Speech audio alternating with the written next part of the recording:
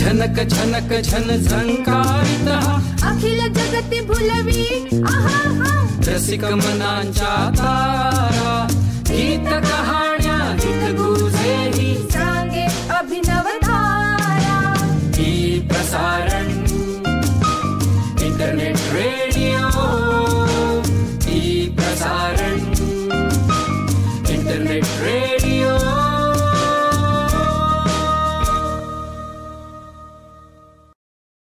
नमस्कार मंडळी.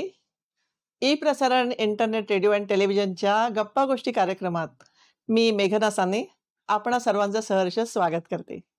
मंडळी, आज आपल्याकडे पाहुणे आलेले आहेत माननीय संगीता धायगुडे मॅडम.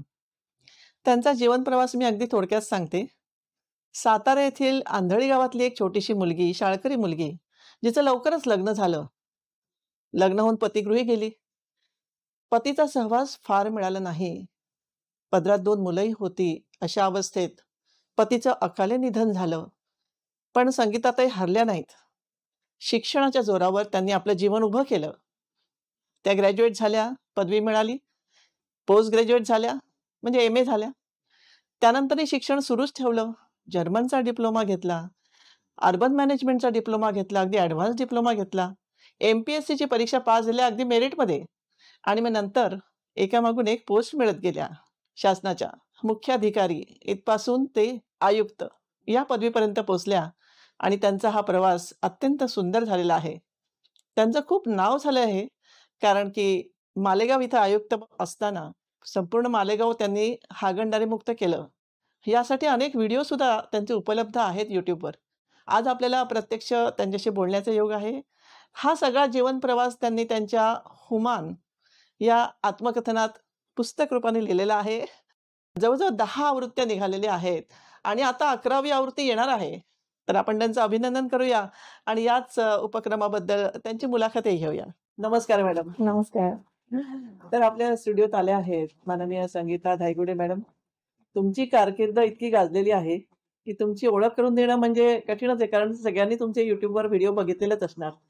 पण मला खास करून विचारायचं आहे की जेव्हा आपण जर्मनीत गेला, म्हणजे स्कॉलरशिप मिळाली होती, तिथं अभ्यास करायचा होता, तर तिथलं ट्रेनिंग कसं काय झालं आणि त्या ट्रेनिंगचा तुमच्या कारकिर्दीला काय फायदा झाला? जर्मन गव्हर्नमेंटच्या तर्फे इन्व्हेंट नावाची जर्मनीमध्ये एक संस्था आहे. तर इन्व्हेंट ही संस्था काही देशातील लोकांना म्हणजे ऑफिसर्सना ट्रेनिंग देत असते. परंतु या अगोदर आपल्याकडे भारतामध्ये कुणालाच कधी तसं ट्रेनिंग मिळालेलं नव्हतं.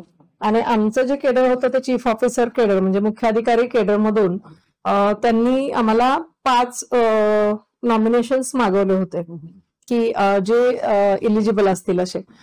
आणि आमच्या ऑफिसमधून साधारण महाराष्ट्रातल्या 81 ऑफिसर्सना इन्व्हिटेशन्स गेले होते की तुम्ही फॉर्म भरा.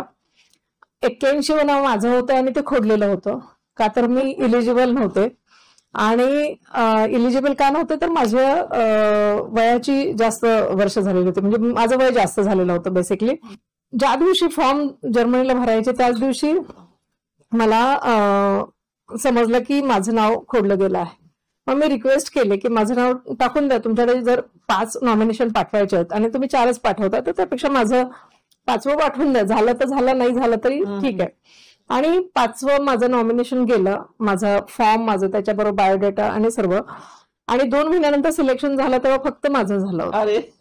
आणि भारतातून म्हणजे चीफ ऑफिसर केडर मधलं हे पहिलं असं संधी होती की एखाद्या मुख्याधिकाऱ्याला 1 वर्ष जर्मनीमध्ये सस्टेनेबल अर्बन मॅनेजमेंट वर्षभराचं ट्रेनिंग होतं. आणि जर्मनीत 5 सिटीज मध्ये ते ट्रेनिंग वेगवेगळ्या ठिकाणी होणार होतं. त्यातले 5 महिने पूर्ण जर्मन लँग्वेजवर आम्हाला काम करायचं होतं. तर जर्मन लँग्वेज मध्येच हा संपूर्ण कोर्स होणार होता. आणि जर्मन भाषा जर आली नाही तुम्हाला किंवा तुम्हाला कमी मार्क्स मिळाले तर तुमच्या देशात परत पाठवलं जाणार होतं. अशा पद्धतीने जर्मन लँग्वेज सुरू झाली गेल्या. आणि शिकला होतात ना जर्मन लँग्वेज? नाही, इथे फक्त 1 महिन्याचा मी कोर्स केला होता आणि ते फक्त हाय हॅलो पर्यंत झालं होतं. पण तिथे गेल्यावर मग मी प्रॉपर जर्मन लँग्वेज आम्हाला अगदी क्लासमध्ये बसूनच शिकवली गेली. 3 महिन्यात मी कविता करू लागले जर्मन भाषेत. आणि 5व्या महिन्यात एक गमतीशीर किस्सा झाला की डायरेक्टर साहेब, तिथले जे महापालिकेचे डायरेक्टर होते, माझी मुलाखत घेत होते की मला सिलेक्ट करायचं की नाही. आणि 1 तास त्यांनी माझी मुलाखत घेतली आणि त्यामध्ये त्यांना असं वाटलं की म्हणजे जर्मनमध्ये बोलता येईल. अगोदरच्या एका मुलाखतीत झालं होतं, म्हणजे तुम्ही हुमानमध्ये वाचलं असेल हे. तर अगोदरच्या मुलाखतीला असं झालं की त्यांनी माझी मुलाखत घेतली, त्यांनी सांगितलं जर्मन भाषेत तुम्ही बोलू शकता किंवा इंग्लिश भाषेत पण बोलू शकता, कारण तुम्हाला अलाउड आहे, तुम्ही येऊन 3-4 महिने झाले. आणि मी पूर्ण भाषा म्हणजे त्यांची इंग्लिशमध्ये बोलण्यासाठी परवानगी घेऊन सुद्धा मी जर्मनमध्येच बोलत राहिले. तेव्हा सगळे हसायला लागले की माझी मुलाखत संपल्यावर. तर म्हटलं काय झालं, तर म्हणे नाही तुमचं तुम्ही जर्मनमध्येच बोलता आहात. ती भाषा सुद्धा तितके तुम्ही रुळल्या होत्या त्या भाषेत. कारण आम्हाला एकही इंग्लिश शब्द बोलायला अलाउड नव्हता. त्यामुळे आम्हाला पूर्ण सगळीकडे म्हणजे अगदी भाजी घ्यायला गेलो तरी जर्मनच बोलावं लागत होतं. आणि त्यानंतर दुसऱ्या एका इंटरव्ह्यू मध्ये 7 महिन्यानंतरच्या त्यांनी मला विचारलं की तुम्ही जर्मन भाषा कुठे शिकलात, इतकी चांगली बोलता आहात. तर डायरेक्टर साहेबांनी विचारलं. तर मी म्हटलं की मी काही बोलायच्या अगोदर ते म्हणाले की तुम्ही म्हणजे केजी पासून शिकता आहात. तर मी मनात म्हटलं की केजी हे माझं जे गाव आहे आंधळे गाव, तिथे केजी काय ते माहित नसतं. जर्मन भाषा, जर्मनी देश हे काहीही माहित नाही. तिथे फक्त आम्हाला जर्मन भांडी एवढंच लहानपणी माहिती. आणि अशा गावात मी आले तर मला कशी जर्मन येणार. मग ते म्हणाले कधी शिकला, तर म्हटलं इथे आल्यावर. तर म्हणाले 7 महिन्यात. तर म्हणाले हो. मी म्हटलं हो. तर ते उठले आणि त्यांनी मला सॅल्यूट केला. म्हणाले की I want to salute you, म्हणे की एवढा कमी कालावधीत तुम्ही इतकी सुंदर भाषा आत्मसात केली म्हणून. तुमचं 1 वर्षाचं वास्तव्य म्हणजे याच्यात तुम्ही खूपच गोष्टी बघितल्या. तर घनकचरा व्यवस्थापन आपल्याकडे जे असतं महाराष्ट्रात आणि तिकडे जे असतं त्यातला काही तुम्ही फरक सांगू शकता? प्रचंड मोठ्या प्रमाणात फरक आहे. म्हणजे साधारण मला असं वाटतं जर्मनीमध्ये जेव्हा जर्मनी विभक्त झाली तेव्हा खरं तर घनकचरा व्यवस्थापनाला त्यांच्याकडे प्रॉपर सुरुवात झाली होती. त्या अगोदर त्यांच्याकडे परिस्थिती वाईटच होती, परंतु आता फारच सुधारलेली आहे. मला असं वाटतं की जर्मनी आपल्या म्हणजे मी जेव्हा 2005-6 साली पेरून घेतलं तेव्हा जर्मनी 50 ते 60 वर्ष आपल्या पुढे होतं सॉलिड वेस्ट मॅनेजमेंट म्हणून. म्हणजे आपण तुलनाच करू शकत नाही अशा पद्धतीची व्यवस्था होती. आणि त्यामुळे ती शिकण्यात मजा येत होती. म्हणून मी असं ठरवलं की मला सॉलिड वेस्ट मॅनेजमेंट मध्येच ट्रेनिंग घ्यायचं, कारण आपल्याकडे त्याची जास्त गरज होती. घनकचरा व्यवस्थापनामध्ये तिथे साधारण 18 ते 20 प्रकारे 22 प्रकारे कचरा वेगळा केला जातो ऑन द स्पॉट घरामध्ये. आणि इथे आपल्याकडे त्यावेळेस 2 टाईपचं सेग्रिगेशन सुद्धा लोकांना अवघड वाटत होतं. आणि तिथे वेस्ट वॉटर ट्रीटमेंट जे आहे ते वेस्ट वॉटर जेव्हा गटारात तुमच्या जातं तेव्हा गटारामध्ये आपल्याकडे पाहिजे तेवढे गटार पाहायला मिळतात. तिथे मला 1 वर्षात 1 गटार पाहायला मिळालं नाही, 1 गटार 1 नाला पाहायला मिळालं नाही. मला शेवटी परत 1 दिवस सुरू झाले तेव्हा मग अपॉइंटमेंट घेतली एका मैत्रिणीच्या थ्रू, जर्मन मैत्रिणीच्या थ्रू. आणि तिच्या मिस्टरांच्या ओळखीने एक अपॉइंटमेंट मिळाली आणि मग मला गटार पाहण्यासाठी संधी मिळाली. तर मग मी तो नाला पाहण्यासाठी एका ठराविक दिवशी ठराविक वेळी अमुक एका स्पॉटवर पोहोचले. तिथे पोहोचले तेव्हा सगळे ऑफिसर गायब होते. मला फक्त मेट्रोला 1 ते 2 मिनिट उशीर झाला होता आणि तिथे कोणीच नव्हतं. शॉक की म्हटलं माय गॉड, मी तर इतकं काही उशीर मला झालेलं नाही, कारण जर्मन फार स्ट्रिक्ट असतात वेळेनुसार. आणि एक ऑफिसर आली त्यांची सफाई कामगार म्हणजे, आणि ती मला घेऊन गेली रस्त्याच्या पलीकडे. ती म्हणाली तिकडे लोक तुमची वाट पाहतात. समोर पाहिलं तर 2-4 किलोमीटरचा असं मोठं मैदान होतं. ते कोणीच नव्हतं. म्हटलं मग आहेत कुठे लोक, मला काय वाटलं. मग मी समोर गेले आणि तिने रस्त्याच्या बाजूला असं ते आपल्याकडे मॅनहोल असतं तसं झाकण दिलं पण ती म्हणाली जे आतमध्ये. आय वॉज शॉक की म्हटलं आता मी इथे कशी काय, म्हणजे आपल्याकडे मॅनहोल म्हणजे गटार असतं आतमध्ये, मी कशी काय आतमध्ये जाणार. मग मी जर्मनमध्ये तिला सांगितलं तुम्हाला भीती वाटते, पहिल्यांदा तू जेव्हा तरच मी जाते. मग तिच्यामध्ये मग मी शिरले आतमध्ये. 2 जिने आम्ही उतरून आतमध्ये खाली गेलो जिने होते. 2 जिने उतरून खाली गेल्यानंतर म्हणजे आपले साधारण 2 ते 3 बिल्डिंगचे मजले एवढं उतरून खाली गेल्यानंतर एक मोठा नाला होता. नाल्याच्या दोन्ही बाजूला रेल्वेचे प्लॅटफॉर्म असतात तसे प्लॅटफॉर्म होते आणि त्या प्लॅटफॉर्मवर उभे राहून हे सगळे अधिकारी बोलत होते. काय व्यवस्था आहे त्यांची अशी. तुम्ही विचार करा की आपण कसा म्हणजे तुलना कशी करू शकतो. आणि सॉलिड वेस्ट मॅनेजमेंट म्हणजे तुमच्या घरामध्ये जेव्हा कचरा तुम्ही भाजी निवडल्यानंतर जो हात लागतो तेवढाच कचऱ्याला हात लागतो. त्यानंतर समजा तुमचा रिसायकल पेपर तुमच्या हातात आला तरच तुमचा हात लागतो. अदरवाईज माणसाचा हात लागत नाही कचऱ्याला. संपूर्ण कचऱ्याची विल्हेवाट जी आहे ती यांत्रिक पद्धतीने केली जाते. कचरा उचलण्यापासून त्याचं सेग्रिगेशन करण्यापासून त्याच्या सगळ्या ट्रीटमेंट करण्यापासून सर्व बाबी ज्या आहेत त्या यांत्रिक पद्धतीने होतात. आणि इतकं ते अप्रतिम असं सॉलिड वेस्ट मॅनेजमेंट मला ते शिकायला मिळालं. त्याचा उपयोग ऍप्लिकेशन करायचं म्हटलं आपल्या देशात तर कसं करणार, कारण की इथे तेवढा अवेअरनेस नाही. तर मला असं लक्षात आलं की तुम्ही मालेगावमध्ये जे उत्कृष्ट काम करू शकलात तर ते त्याच्याचमुळे का त्याची बेस तोच होता की तिथे शिकून आल्यामुळे माझं एक सगळ्यात महत्वाचं म्हणजे तुमचा दृष्टिकोन बदलतो कामात प्रतीचा, तुमच्या अवेअरनेस त्याचा. आणि मला तिथे एक TOC नावाचा क्लास होता theory of constraint. Theory of constraint मध्ये काय असतं की तुमच्या पूर्ण प्रोजेक्टमध्ये जे काही कन्स्ट्रेंट्स आहेत ते कसे काढायचे. आता आपल्याकडे सगळं कन्स्ट्रेंटनेच भरलेलं आहे, सगळे अडथळे अडचणी यानेच भरलेलं होतं. आपल्याकडे अवेअरनेस तर अजिबातच नव्हता, शून्य होता. आणि त्याचबरोबर आपल्याकडे आर्थिक परिस्थिती तशी नव्हती, म्हणजे जशी जर्मनीच्या आहे तशी आपल्याकडे नाही आहे सगळं व्यसनामधून. आणि त्यामुळे बऱ्याच अडचणी होत्या. पण मग मी बेसिक लेवलला काम सुरू केलं. जसं माझी पहिली पोस्टिंग खेडला झाली. खेडमध्ये आम्ही 100% खेड प्लास्टिक मुक्त केलं त्या काळी. आणि अगदी म्हणजे सांगायला थोडंसं खेळ वाटतो की सुरुवातीला मला पॉलिटिशियन्स हसायचे की हे काय करतं सॉलिड म्हणजे मला कचरा हे काही काम करण्याचं म्हणजे विषय आहे का, बाकीचे सगळे विषय सोडून तुम्ही यावर काय हे करताय. परंतु अभिमानाची गोष्ट अशी होती की 1 वर्षानंतर तेच नगरसेवक सगळे स्वतःचे वॉर्ड स्वतः नारळ फोडून साफसफाईचे प्रोग्राम लावायला लागले. आणि तेव्हा आपल्याकडे स्वच्छ भारत अभियान वगैरे नव्हतं. महत्वाची गोष्ट आहे. आणि इतकं सुंदर ते शहर स्वच्छ झालं. त्यानंतर मी उल्हासनगरला आले तेव्हा उल्हासनगरला आम्हाला स्वच्छतेमध्ये भारतात 137 क्रमांक मिळाला. हो हा सेट युनिव्हर्सिटीने तेव्हा उल्हासनगरसाठी लढा अत्यंत अस्वच्छ शहर होतं. अत्यंत ते जीन्सचे कारखाने आहेत आणि त्यामुळे भरपूर कचरा वगैरे. आणि त्यामधून म्हणजे एका डस्टबिनवर साधारण 2 टन कचरा असायचा. आणि यामध्ये काम करणं फार अवघड होतं. पण त्यामध्ये आपण इतकं चांगलं सुंदर लक्ष केलं होतं की 137 भारतात क्रमांक आला होता सेट युनिव्हर्सिटीकडून. आणि मग पुढे स्वच्छ भारत अभियान आलं. त्यानंतर माझी पोस्टिंग जेव्हा तुम्ही कमिशनर होते तिथे आम्ही स्वच्छ भारत अभियानमध्ये ओपन डेडिकेशन फ्री सिटी केली.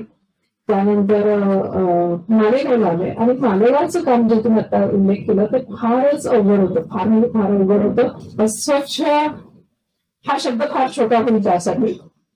इतक्या गलिच्छ प्रकारे तिथे ओपन डेफिकेशन होत होतं, म्हणजे हगणदारी होत होती.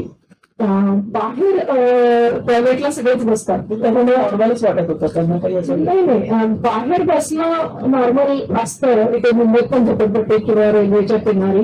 पण तिथे जी होती ती इतकी वाईट अवस्था होती की तिथे मस्जिद, मंदिर आणि गुरुद्वाराच्या समोर सुद्धा टॉयलेटला बसलं जात होतं.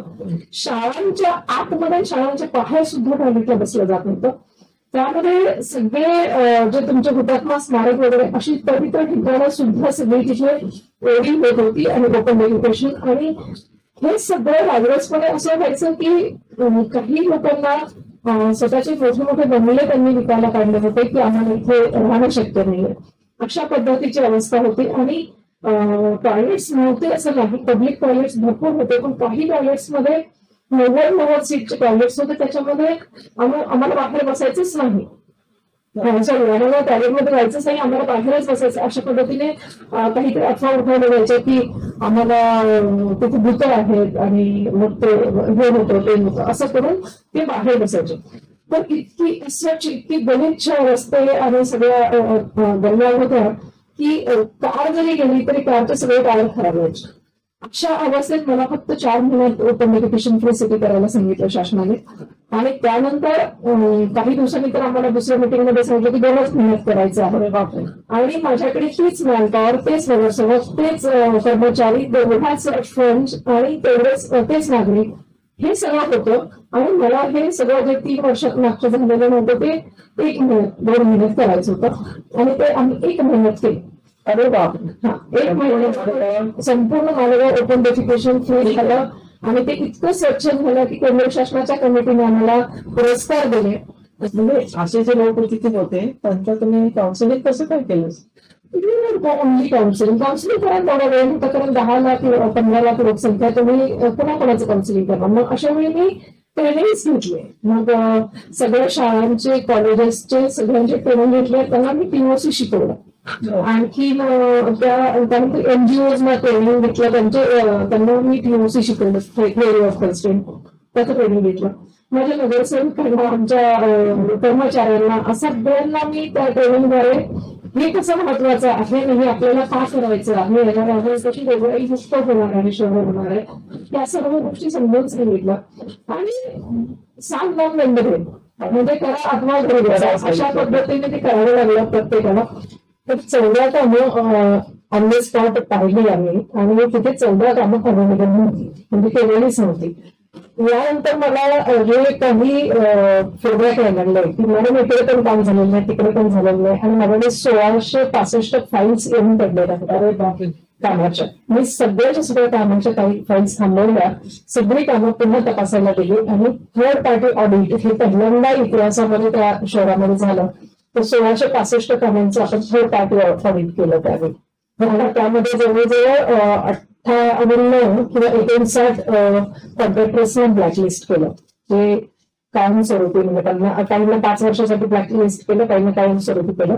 तर अशा कॉन्ट्रॅक्टर्सना ब्लॅकलिस्ट केलं, काही अधिकाऱ्यांना मला सस्पेंड करावं लागलं.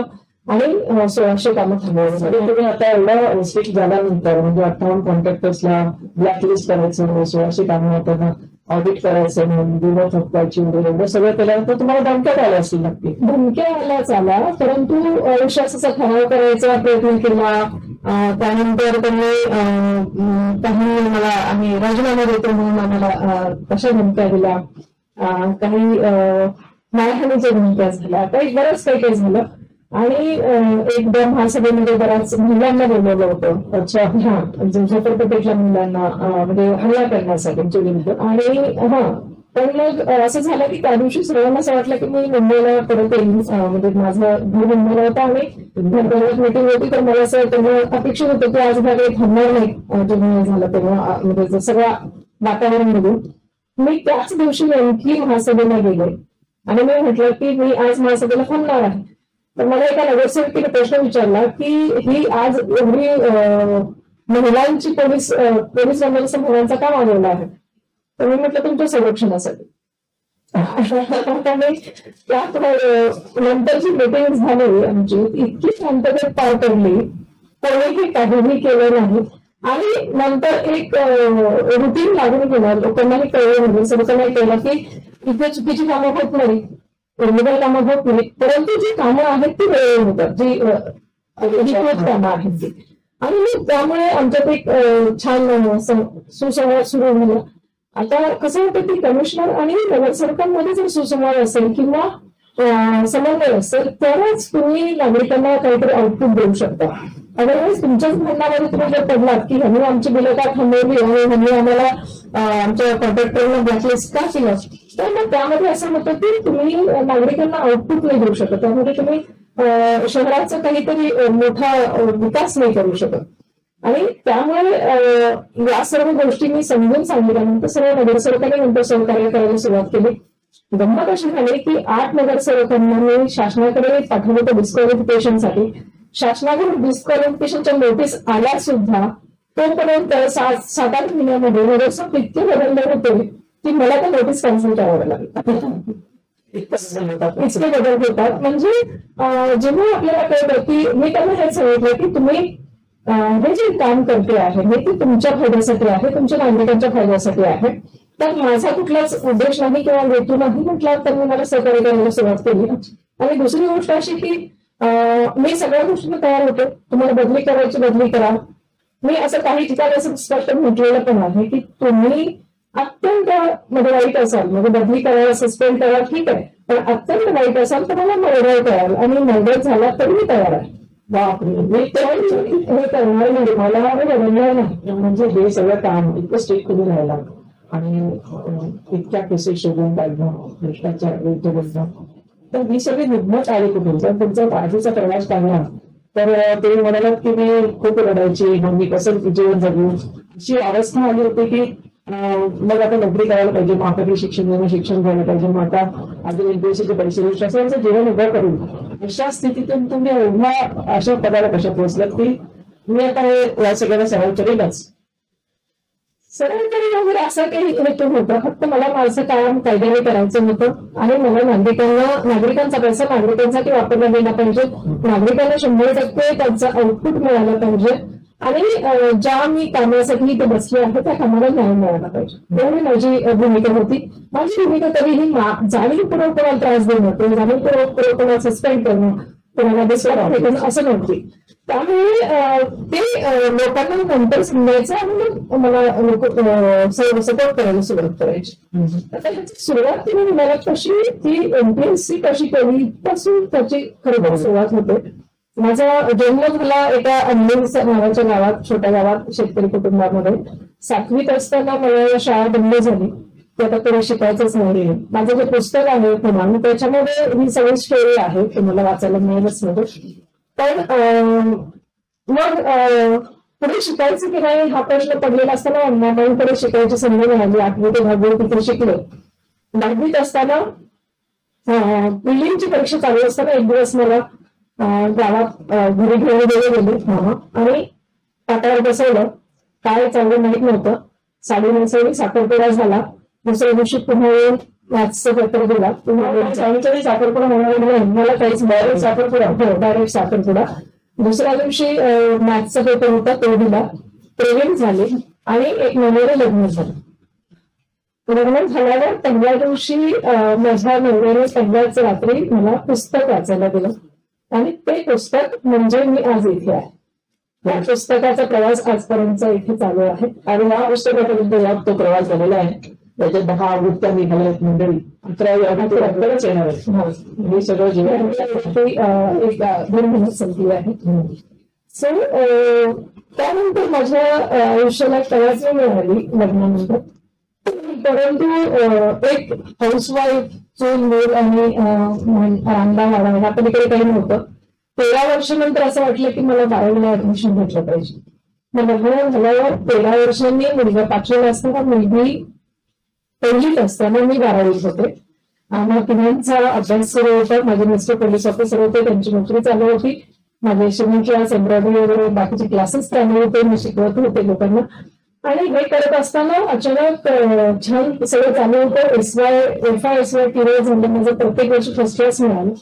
घरातली सगळी कामं करून, मुलांचं सगळं करून, मिस्टरांचं करून. आणि त्यामुळे मिस्टरांचा प्रचंड सपोर्ट होता की अभ्यास सगळं करायचा. आणि अचानक असं झालं की मिस्टर 2 मुंबईला गेले. त्यामुळे पूर्ण आयुष्याला कलाटणी मिळाली.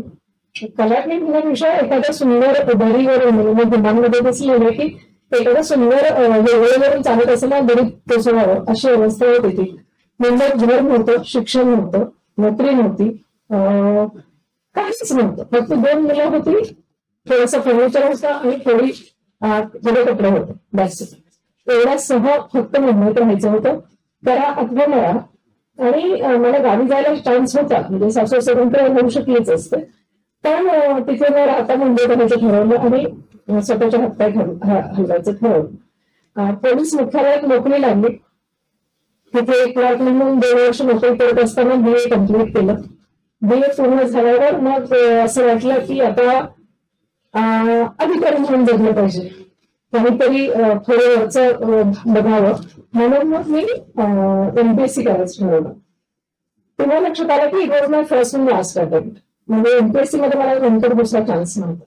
मग वयाच्या 34व्या वर्षी एमपीएससीला सुरुवात केली अभ्यासाला. म्हणजे एकच वर्ष अभ्यास होता तो, परंतु काय आठवण मला तुम्हाला माहित असेल की आणि 3-4 लाख मुलं कॉम्पिटिशनला असतात आणि क्लासेस वगैरे लावायची त्यावेळी तुम्हाला शक्य पैसेच नव्हते माझ्याकडे. आणि घरात बाई होती स्वयंपाकाला म्हणण्याला कशाला सांग स्वतःची सगळी कामं करावी लागत होती. मुलं स्वयंपाक करत होती. मुलं पण तिथं लहान होते तेव्हा. मुलगा 11वीत होता, मुलगी 7वीत होती. तेव्हा मी एमपीएससी देत होते. तो तिघांचा अभ्यास चालला होता घरामध्ये आणि त्याचबरोबर घराची कामं मुलं करत होती. आणि हे सगळं चाललेलं असताना मला ह्या 3.5-4 लाख मुलांमधून 182 मध्ये यायचं.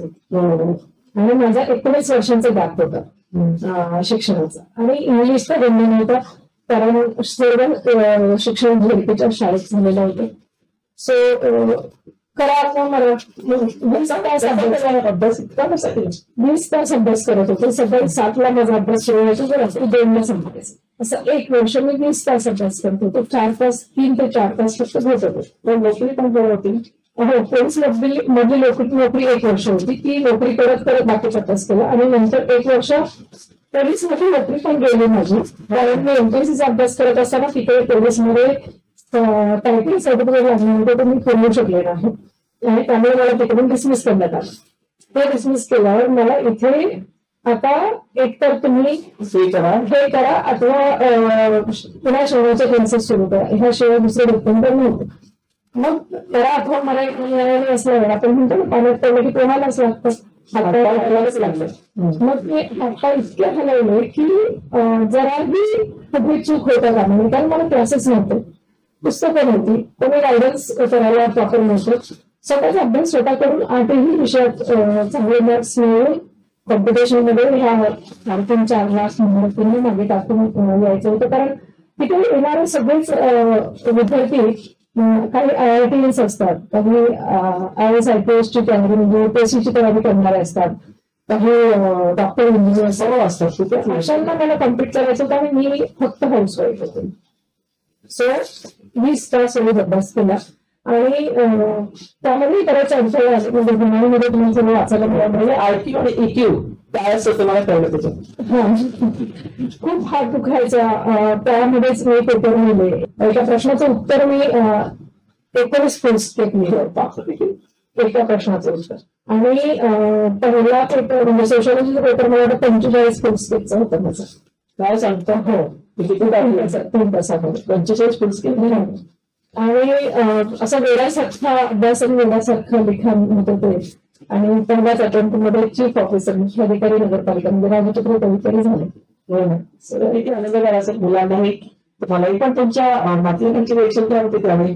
म्हणजे आता मध्यंतरी हा सगळा असा काळ गेला किंवा नातलग थोडे दूर होता कशी वेळी ते गावात पडले, तुम्ही मुंबईत आलात. सगळेच दुरावले होते. खरं तर मिस्टर गेले तेव्हापासूनच दुरावले होते. कारण आपण असं म्हणतो ना की सगळं चांगलं असं सगळेच एकत्र असतात आणि जेव्हा वाईट परिस्थिती असते तेव्हा आपण स्वतः एकटेच झगडत असतो. अर्थात मला भरपूर चांगलं मिळालं, त्यांनी खूप साथ दिली. परंतु नातेवाईकांचा जो रोष होता किंवा ज्या पद्धतीने त्यांनी माझ्याकडे माना फिरवला म्हणजे दुर्लक्ष केलं होतं, निग्लेक्ट करायला सुरुवात केली, ते सगळे बदलले. आणि पुन्हा एक आम्ही आता छान कुटुंब मिळाल्यानंतर त्यांना कौतुक वाटायला लागलं. आणि माझी सासरी नंतर खूपच हे करायला लागली की माझ्या सातारा जिल्ह्यात माझ्या सुनेसाठी सुनले म्हणायचे किंवा म्हणाले की एका पुरुषाला गेलं नसतं तर तुम्ही करून दाखवलं आहे. सो प्रत्येकाला अभिमान वाटायला लागला आणि नंतर छान झालं सगळं. म्हणजे त्याचं सगळं दुसरं चांगलं काही. तर आता तुमची मुलं खूप छान शिकली आणि मुलांसाठी तुम्ही नेहमीच म्हणतात म्हणजे तुम्ही हे सगळं तुमचं करिअर करताना हे मुलांना शिकवणं किंवा त्यांच्या करिअरकडे बघणं हे कसं काय केलं असेल. ते खूपच अवघड होतं. म्हणजे त्या काळात तर 4 वर्षात फारच अवघड होतं. कारण कॉलेज ऑफ आर्ट्सला होतं. परंतु मुलगी आहे ती 1 वर्ष साध्या शाळेत शिकली कारण तिला ऍडमिशनच मिळत नव्हतं सवयला आल्यानंतर. आणि मी खूप सगळीकडे फिरा मारला, सगळे म्हणजे शाळा कॉलेजेस हे केले, परंतु प्रत्येक ठिकाणी डोनेशन मागत होते आणि मी डोनेशन मिळण्याच्या विरोधात होते. बॉम्बे स्कॉटिशला ऍडमिशन मिळवण्याची माझी खूप इच्छा होती. पण पोलीस ऑफिसरच्या संघाने 1 वर्ष दुसरीकडे एका शाळेमध्ये, साध्या शाळेमध्ये ऍडमिशन मिळालं आणि पहिला बॉम्बे स्कॉटिश नवीन ब्रांच झालेली होती, तरी सुद्धा ऍडमिशन मिळाली. शेवटी तिथं इंटरव्ह्यू झाला, ती चांगल्या मार्काने पास झाली आणि तिला ऍडमिशन मिळालं आणि विदाउट एनी डोनेशन अशा पद्धतीने मग ती बॉम्बे स्कॉटिशला शिकायला लागली. माझा मुलगा झाला होता, तुझे कॉलेज होता आणि हे सगळं चालू असताना म्हणजे मी मगाशी सांगितलं मी तुम्हाला, परंतु परिस्थिती इतकी वाईट होती की मी अनेकदा म्हणजे ऑफिसर व्हायच्या अगोदर अनेक वेळा जवळजवळ 4 वेळा मी आत्महत्येचा प्रयत्न केला. दिवशी फिक्स ठरवलं होतं की आज आत्महत्या करायची आणि त्याच दिवशी अशा वेळ होत्या की समोर जमाना हंसे ऐसी भूल न करना, यह बुजदिली तेरा बेमौत मरना, यह मत भूल तुम है और किताबी, तेरे साथ मासूम 2 जिंदगी भी, तेरे बाद दुनिया में क्या उनका होगा, कहाँ उनको जग में सहारा मिलेगा, उन्हीं के लिए मुस्कुरा के जिए जा, बुराई के बदले भलाई किए जा. अगदी तुमच्यासाठी लिहिल्यासारखे शब्द. स्ट्रगल हे प्रत्येक वेळी करावं लागलं तुम्हाला. म्हणजे तुमच्या हक्काचं शासनाकडून घर मिळणार आहे तुम्हाला, ती पोझिशन आलेली आहे, तरी पण हे घर मिळणं सहजासहजी झालेलं नाही. पण त्याच्यात सुद्धा तुम्ही कसा रस्ता काढलात. मग मी तुमच्या पुस्तकात वाचलं, पण आपण जरा श्रोत्यांना सांगूया का. महाराष्ट्र शासनाच्या स्कीम प्रमाणे 10% कोटा असतो आणि मला घर हवं होतं ते मोठ्याच चांगल्या लोकवस्तीमध्ये हवं होतं आणि माझ्याकडे तेवढे पैसे नव्हते. 2 ते 2.5 लाखामध्ये मुंबईत साधारण झोपडपट्टीत पण घर येत नाही. अशा वेळी मला कोणीतरी सांगितलं होतं की असा 10% कोटा असतो आणि माझ्या मिस्टरांच्या जागेवर म्हणजे त्यांच्या नोकरीमुळे मला हे घर मिळावं म्हणून मी अप्लाय केलं. परंतु एका घरासाठी जवळजवळ 6 ते 7 महिने मी सगळे पेपर्स जमा केले. अनेक सर्टिफिकेट्स होते, अनेक ऍफिडेव्हिट्स होते आणि त्यातलं मला काहीही कळत नव्हतं. मी 19 वर्ष हाऊसवाईफ होते, परंतु ते सर्व जमा केलं, 6 महिन्यानंतर सबमिट केलं आणि समजलं की मला ते पुन्हा कॅन्सल केलं आहे. म्हणजे मला कळेच ना की मिळणं कॅन्सल केलं. पत्र आलं का तसं? तसं पत्र आलं आणि मी रात्रभर रडले. दुसऱ्या दिवशी सकाळी उठले आणि डायरेक्ट त्या जे कलेक्टर होते त्यांच्या केबिनमध्ये नॉक करून आतमध्ये शिरले. मला बाहेर काढण्यात आलं की तुम्हाला असं आतमध्ये शिरता येणार नाही वगैरे. मी इतकी भडकले होते की मला आता डू ऑर डाय असं होतं.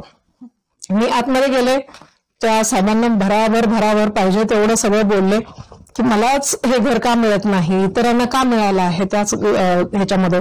तर माझं इन्कम जास्त होतं. मी एक क्लर्क होते आणि माझं इन्कम होतं महिन्याचं 3,000 रुपये आणि ते त्यांना जास्त दिसलं आणि त्यामुळे ते नाकारलं गेलं होतं. आणि गंमत म्हणजे त्याच बिल्डिंगमध्ये अनेक फिल्म स्टार, अनेक मंत्र्यांना घरं मिळालेली होती. त्यांचे इन्कम ते इन्कम सगळ्यांचं माझ्यापेक्षा कमी आहे असं त्याचा अर्थ होतो असं मी त्यांना म्हटलं. आणि जरा म्हणजे डू ऑर डाय अशी सिच्युएशन होती. मी म्हटलं की मला हे असं नाही मिळालं तर माझ्या मुलांचं काय आयुष्य तुम्ही खराबच करणार आहात, माझं खराब करणार आहात आणि तुम्ही हे कोणाला तर दुसऱ्या कोणाला तर देणारच आहात असं बरंच काही बोलले.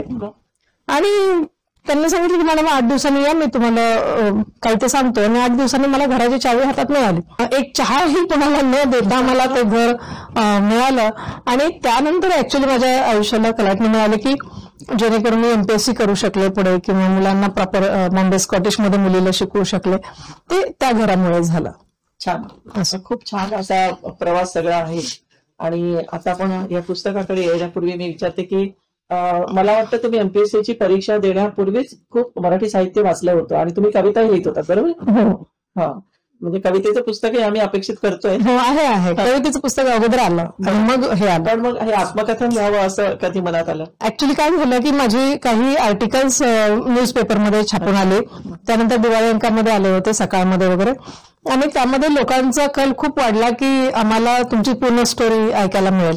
काही सासऱ्यांच्या काही वडिलांचे असे फोन आले की आमच्या मुलीचं असं झालेलं, आमच्या सुनेचं असं झालंय आणि त्या खचलेल्या आहेत, तर मग तुमचं आत्मचरित्र हे त्यांना उपयोगी पडेल. असे अनेक वेळा फोन येत होते, पण मी थोडंसं दुर्लक्ष करत होते. पण जेव्हा सकाळमधलं आर्टिकल छापलं गेलं तेव्हा प्रचंड त्याला प्रतिसाद मिळाला. आणि जर्मनीत होते, जर्मनीत वेरोना फिशर नावाची मैत्रीण होती, तिच्या घरी मी जेवायला गेले होते. एका रात्रीचं संध्याकाळचं जेवण होतं आणि ती म्हणजे ज्यांनी कुकू क्लॉक बनवलं, फॉरेस्ट ब्लॅक फॉरेस्ट मधले जे प्रसिद्ध कुकू क्लॉक आहे ते बनवणारे तिच्या आजोबा. तर तिच्याकडून मी जेवून घरी येत असताना मला अचानक असं वाटलं की माय गॉड, ही वर्ल्ड फेमस कुकू क्लॉक बनवणाऱ्या व्यक्तीची नात. आणि माझं बालपण कसं झालं तर मी कुठल्या तरी एका खेडेगावात, जिथे गावातल्याही लोकांना माझं नाव माहित नसेल, म्हणजे 1000 लोक असतीच्या गावातल्या लोकांना, अशा गावातून मी आलोय. माझ्या आई वडिलांना 1, 2 किंवा आई सुद्धा लिहिता येत नाही अशा शहरातून, अशा ह्याच्यातून मी आलोय. आणि आज मी वेरोना फिशर बरोबर इतकी छान माझी मैत्री आहे वगैरे असं. आणि मग वाटलं की अरे ते सगळे लोक म्हणतात की आत्मचरित्र लिहायला पाहिजे, म्हणजे खरं तर लिहायला पाहिजे, मग हरकत नाही. आणि तिथे पहिली ठिणगी पडली माझ्या डोक्यामध्ये की लिहायला पाहिजे. नंतर गळ्याचं ऑपरेशन झालं, त्यामध्ये 5 महिने रजा मिळाली आणि मग त्या 5 महिन्यामध्ये सगळं लिहून काढलं. अच्छा, त्याचा तुम्ही उपयोग केला? पूर्ण गळ्याचं ऑपरेशन झालं होतं मोठं आणि 5 महिने रजाच कंपल्सरी बोलायचं नव्हतं. मग करायचं काय, तर मग मी लिहायला सुरुवात केली आणि शेवटच्या 2-3 महिन्यामध्ये मी ते लिहिलं. त्यानंतर मग एडिट करून ते पुस्तक तुमच्या समोर आता आहे. हो, पण हे पुस्तक काढलेलं आहे आणि त्याच्या 10 आवृत्त्या आलेल्या आहेत. तर तुम्हाला काय वाटतं, म्हणजे हे या पुस्तकाचं यश कशामध्ये आहे? ऍक्च्युली कसं झालं, हे जेव्हा आलं ना तेव्हा ग्रंथालयाच्या इतिहासामधलं पहिलं पुस्तक होतं की ज्याची पहिली आवृत्ती 20 दिवसात संपली. हो, हा. आणि पहिल्या 1 वर्षामध्ये 5 आवृत्त्या संपल्या. वा. अशी म्हणजे हे ग्रंथालयानेच मला सांगितलेलं आहे आणि त्यात लिहिलेलं पण आहे की पहिली आवृत्ती 20 दिवसात आणि 1 वर्षात 5 आवृत्त्या. त्यानंतर मग त्याच्यावर 3 PhD झाल्या, 3 वेळा PhD झालेली आहे वेगवेगळ्या विषयावर वेगवेगळ्या युनिव्हर्सिटीमध्ये. 1 MPhil झाला आहे, MPhilचा ग्रंथही त्यांनी मला सबमिट केलाय. त्यानंतर एका बहिणाबाई चौधरी विद्यापीठात ते अभ्यासक्रमासाठी लावलेला आहे. मला 6-7 दिग्दर्शकांनी त्यासाठी सिनेमासाठी मागणी घातलेली आहे त्याच्या, पण मी अजून त्याचा विचार केलेला नाही. आणि सगळ्यात महत्वाचं यश हे आहे की अनेक महिला मुलींच्या आयुष्याला ह्यामुळे कलाटणी मिळाली, अनेक विद्यार्थ्यांच्या आयुष्याला कलाटणी मिळाली. मला अनेक फोन येत असतात, पत्र येतात, मेल येतात. त्याच्यामध्ये आता मी तुम्हाला नुकतंच नवीन उदाहरण सांगते. गेल्या 1 महिन्यापूर्वी एका मुलीचा फोन आला लातूरवरून की तिचे मिस्टर कॅन्सरने वारले. मुलगी 30 वर्षाची आहे, तिला स्वतःची मुलगी तिची 8 वर्षाची आहे. आणि इतक्या लहान वयात नवरा गेल्यामुळे तिच्यावर जो आघात कोसळला, तिच्या शिक्षिकेने शाळेच्या त्या एक कोणीतरी आहेत, त्यांनी हे पुस्तक तिला हे केलं, वाचायला दिलं की तू वाच. ते 2 वेळा तिने एका पाठोपाठ वाचलं. त्यानंतर तिने मला कॉल केला की असं असं पुस्तक वाचलं आहे आणि माझ्या आयुष्याला म्हणजे एकदम नवीन दिशा मिळाली. मी आता उभी राहिली आहे, माझं दुःख म्हणजे बाजूला ठेवून मी आता शिक्षिका होणार आहे. शिक्षिकेचा फॉर्म भरला, तिने अर्ज केला. आता परवा समजलं की ती कदाचित सिलेक्ट पण होईल त्यासाठी आणि पुढे जाऊन तिला अधिकारी व्हायचं आहे. मग नंतर 3ऱ्या वेळी तिने पुस्तक आता वाचायला घेतलं आहे, ते स्वतः विकत घेतलं तिने आणि वाचायला घेतलं सांगितलं. आणि आता मला त्या पुस्तकामुळे मी बाहेर आले. एका दुसऱ्या मुलीने सांगितलं की तिच्या लग्नानंतर तिचा नवरा भयंकर तिला मारहाण करत होता आणि तिच्या घरात हुमान हे इतक्या पद्धतीने वाचलं जातं की त्यांच्या घरातला पासवर्ड पण हुमानवर असतो असं. तर तिच्या आईने तिला असं सांगितलं होतं की जर तू MPSC झालीस आणि मॅडम सारखं जर तू केलंस तर मला मोक्ष मिळेल, हा तरच मला मोक्ष मिळेल, ही अट घातली होती आईने. त्यामुळे तिला एकीकडे ते होतं आणि एकीकडे हुमान होतं, एकीकडे नवऱ्याचं मारहाण होती. तिला कळेना काय करावं आणि ती 6 महिने फॉलोअप करून फेसबुकवरून माझा नंबर घेतला. ती नाशिकला मला मुंबईवरून भेटायला आली आणि तिथे आल्यावर मला तिने ते लिटरली अंगावरचे काळे निळे बन दाखवले की इतके वाईट अवस्थेत तिला त्रास दिला जात होता. आणि आता ती एमपीएससी करते आहे, ती आता एकदम छान आहे. म्हणजे अच्छा. हुमानने तिच्या आयुष्याला पूर्ण खलाटणी दिले. अशा अनेक महिला मुलींना आपण त्यांना अर्थ सांगूया की हुमान म्हणजे कोडी, नियतीने घातलेली ही जी कोडी आहे तुम्हाला आयुष्यभर सोडवावी लागली. हो. आणि त्या परीक्षेत सुद्धा तुम्ही पास झालात. म्हणजे आयुष्यभर कोडी घातली हुमान, तर ही सगळी कोडी ह्याच्यामध्ये आहे. तुम्ही जरूर हे पुस्तक वाचा. आणि त्याचं आता प्रकाशन जे आहे ते आपण सुधांशने केलेलं आहे. 10वी आवृत्तीचं प्रकाशन सुधांश प्रकाशनने केलेलं आहे आणि आता त्याची 10वी आवृत्ती सुद्धा 2 महिन्यात संपली आहे. छान. 11वी आवृत्ती येते आहे. आणि मग आज आपण इथे आलात आणि हे सगळं आम्हाला कोडी उलगडून दाखवलीत. खूप छान असा संवाद ई प्रसारणच्या श्रोत्यांना ऐकायला मिळाला. आता आपण एखाद्या कवितेने शेवट करूया मुलाखतीचा, कारण तुम्ही कविता लिहिता. मी जर्मन कविता जी मगाशी उल्लेख केला त्याचा थोडासा तुम्हाला हे करते. Am Adam Abend bin ich wieder allein, wenn es regnet, mag dunkel sein. Wenn so ein Abend kommt zu meiner Tür, dann bleibst du in meinem Herz. आणि मला काही जर्मन समजत नाही, तर इस्पिन मेघना एवढंच म्हणतात. आज तुम्ही इथं आलात आणि आपले विचार सांगितलेत. मुलांना, स्त्रियांना हे खूप प्रेरणादायी ठरतील. खूप खूप धन्यवाद ई प्रसारणतर्फे.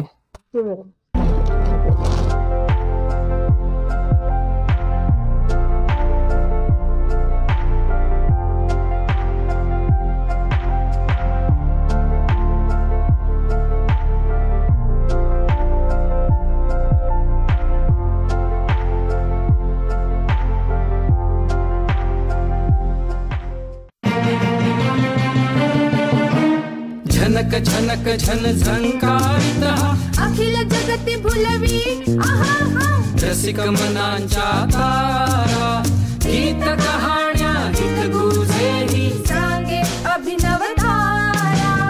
ई प्रसारण